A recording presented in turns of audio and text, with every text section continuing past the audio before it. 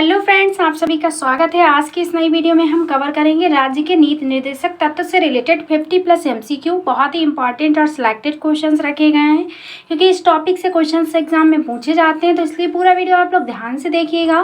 तो चलिए शुरू करते हैं। फर्स्ट क्वेश्चन है फ्रेंड्स हमारा कि भारतीय संविधान में राज्य के नीति निर्देशक तत्व ग्रहण किए गए हैं। किस देश से ग्रहण किए गए हैं?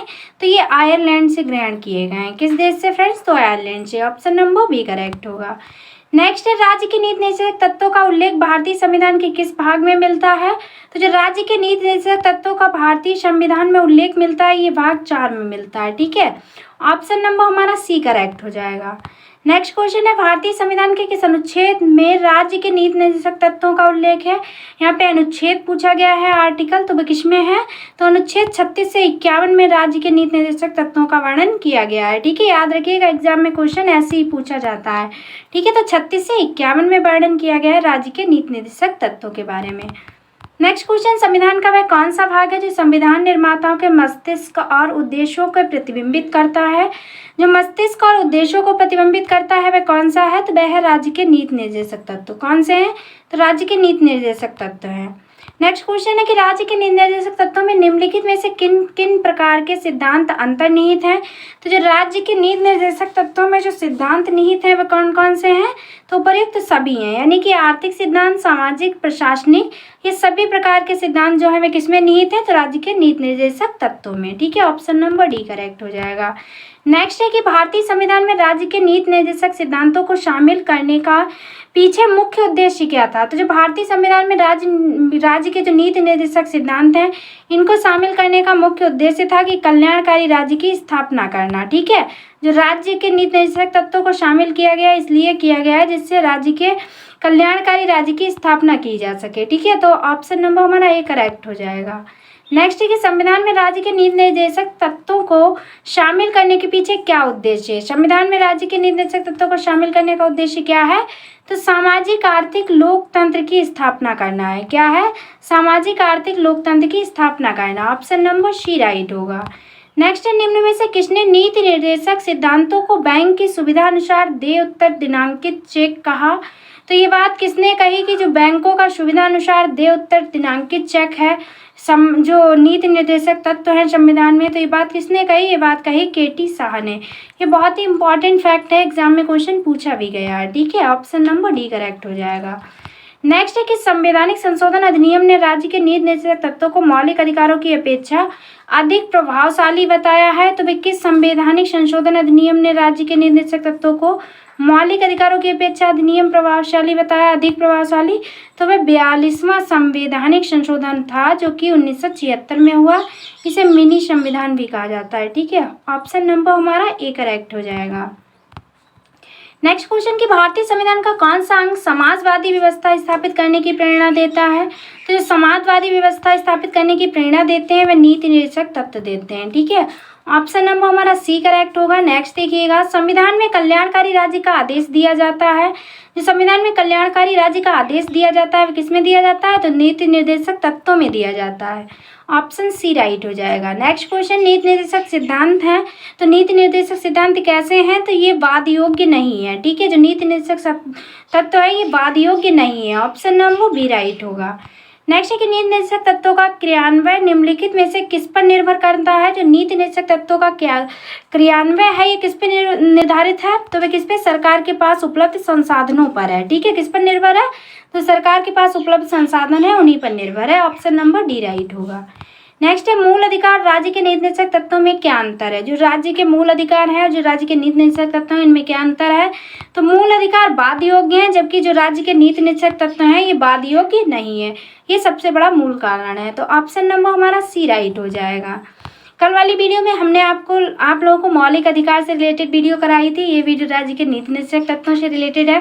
फ्रेंड्स, अगर आप चैनल को सपोर्ट करते हैं, वीडियो को सपोर्ट करते हैं तो इसी तरह हम कंटिन्यू आपके लिए वीडियो लाते रहेंगे। ठीक है, और सारी वीडियो आपके लिए बहुत ही हेल्पफुल होती है अगर आप पूरा वीडियो ध्यान से देखते हैं तो देखिएगा। नेक्स्ट क्वेश्चन है कि मौलिक अधिकार एवं राज्य के नीति निर्देशक तत्वों के विषय में कौन सा कथन सही है? आपको वह बताना है जिनमें से सही है। तो सही ऑप्शन होगा ऑप्शन नंबर ए, वे एक दूसरे के पूरक है। जो मौलिक अधिकार और राज्य के नीति निर्देशक तत्व है ये क्या है? तो एक दूसरे के पूरक हैं ये। नेक्स्ट क्वेश्चन है कि एक कल्याणकारी राज्य के निर्देश आदर्श वर्णित है, किसमें वर्णित है? तो ये भी राज्य के नीति निर्देशक तत्वों में वर्णित है। ठीक है, कल्याणकारी जो राज्य के निर्देश वर्णित है ये किसमें वर्णित है? तो राज्य के नीति निर्देशक तत्वों में वर्णित है। नेक्स्ट है नीति निर्देशक तत्वों को कार्यान्वित करने के लिए क्या मूल अधिकारों का हनन हो सकता है? तो जो नीति निर्देशक तत्वों को कार्यान्वित करने के लिए जो मूल अधिकार होते हैं उनका हनन हो सकता है? नहीं, तो कुछ जो होते हैं अधिकार उनका हनन हो सकता है और कुछ का हनन नहीं होता है नीति निर्देशक तत्वों को कार्यान्वित करने के लिए। ठीक है, तो ऑप्शन नंबर हमारा कौन सा राइट होगा? बी करेक्ट हो जाएगा कि कुछ का हनन हो सकता है, कुछ जो मौलिक अधिकार है उनका हनन किया जा सकता है। नेक्स्ट है भारत के संविधान में अंतर्राष्ट्रीय सुरक्षा को प्रोत्साहन देना सन्निहित है, किसमें सन्निहित है प्रोत्साहन देना सुरक्षा को? तो ये राज्य के नीति निर्देशक तत्वों में शामिल किया गया है। ऑप्शन नंबर बी करेक्ट हो जाएगा। नेक्स्ट है समान कार्य के लिए समान वेतन भारत के संविधान में सुनिश्चित किया गया, ये एक कैसा अधिकार है फ्रेंड्स? तो ये राज्य के नीति निर्देशक जो सिद्धांत है उसका एक अंग है। इसमें कहा गया है कि समान कार्य के लिए समान वेतन प्रदान किया जाएगा, तो ऑप्शन डी राइट होगा। नेक्स्ट है कि भारतीय संविधान के निम्नोक्त भागों में से किस एक में न्यायपालिका तथा कार्यपालिका के पार्थक्य का प्रावधान है? तो वह किसमें प्रावधान किया गया है? ये भी राज्य के नीति निर्देशक सिद्धांतों में ये व्याख्यान किया गया, ऑप्शन सी राइट होगा। नेक्स्ट देखिएगा, भारतीय संविधान में राज्य के नीति निर्देशक सिद्धांत को किस मुख्य कारण से सम्मिलित किया गया? जो भारतीय संविधान में राज्य के नीति निर्देशक सम्मिलित किए गए इसका मुख्य कारण था कि कल्याणकारी राज्य की स्थापना के लिए जो है वह राज्य के नीति निर्देशक तत्वों को शामिल किया गया। ठीक है, कल्याणकारी राज्य की स्थापना के लिए ऑप्शन नंबर हमारा ए करेक्ट हो जाएगा। नेक्स्ट देखिएगा आप लोग क्वेश्चन, मूलभूत संविधान में कौन से भाग में राज्य लोक कल्याण की संकल्पना सम्मिलित की गई? तो वह किसमें सम्मिलित की गई? बस राज्य के नीति निर्देशक तत्वों में सम्मिलित की गई। ठीक है, ऑप्शन नंबर हमारा डी राइट होगा। नेक्स्ट देखिएगा, संविधान का कौन सा अंश भारत के नागरिकों को आर्थिक न्याय प्रदान करने का संकेत देता है? तो जो आर्थिक न्याय प्रदान करने का संकेत देते हैं ये राज्य के नीति निर्देशक तत्वों में देते हैं। ठीक है, ऑप्शन नंबर हमारा ए करेक्ट होगा। किसमें निहित है? तो राज्य के नीति निर्देशक तत्वों में निहित है कि न्याय प्रदान करने का संकेत जो है नागरिकों को मिलता है। नेक्स्ट देखिएगा, निम्नांकित में से कौन सा राज्य नीति का नीति निर्देशक सिद्धांत नहीं है? तो वह कौन सा है? तो वह है निजी संपत्ति की संपत्ति। ठीक है, जो निजी संपत्ति की संपत्ति है ये राज्य नीति का नीति निर्देशक सिद्धांत नहीं है, ऑप्शन नंबर डी करेक्ट हो जाएगा। नेक्स्ट देखिएगा फ्रेंड्स आप लोग क्वेश्चन कि राज्य के नीति निर्देशक तत्व नहीं है, वह कौन से नहीं है?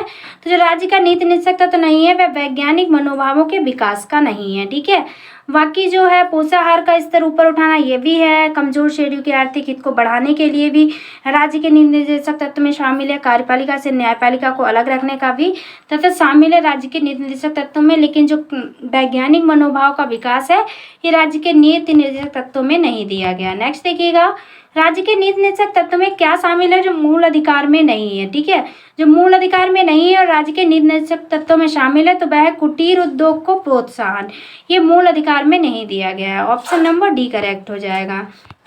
नेक्स्ट है, किसी नीति निर्देशक सिद्धांत को प्रयास समाजवादी माना जाता है? तो किसे माना जाता है? तो ग्राम पंचायतों की स्थापना क्या माना जाता है? तो ये समाजवादी माना जाता है। ठीक है, ऑप्शन नंबर ए करेक्ट हो जाएगा।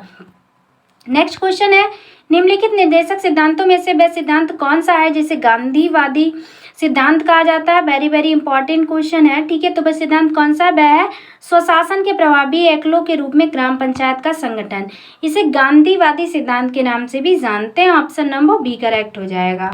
नेक्स्ट है, नीति निर्देशक तत्व का महत्व किसके लिए है? जो नीति निर्देशक तत्वों का महत्व है फ्रेंड्स ये किसके लिए है? तो ये राज्य के लिए है। ठीक है, ऑप्शन नंबर बी करेक्ट होगा। नेक्स्ट है, भारत के किस राज्य में समान नागरिक संहिता लागू है? तो वह भारत का कौन सा राज्य है जहाँ समान संहिता लागू है नागरिक? तो वह गोवा राज्य है। कौन सा राज्य है फ्रेंड्स? तो वह गोवा राज्य है। ठीक है, आप लोग याद रखेंगे, ऑप्शन नंबर हमारा डी करेक्ट हो जाएगा। अब देखिएगा नेक्स्ट क्वेश्चन। नेक्स्ट है कि राज्य के निर्देशक सिद्धांतों के अनुसार किस आयु तक के बच्चों को निःशुल्क अनिवार्य शिक्षा देने की आशा की जाती है? तो वह कितने वर्ष की आयु के बच्चों को? तो 14 वर्ष। ठीक है, ऑप्शन नंबर हमारा ए करेक्ट हो जाएगा।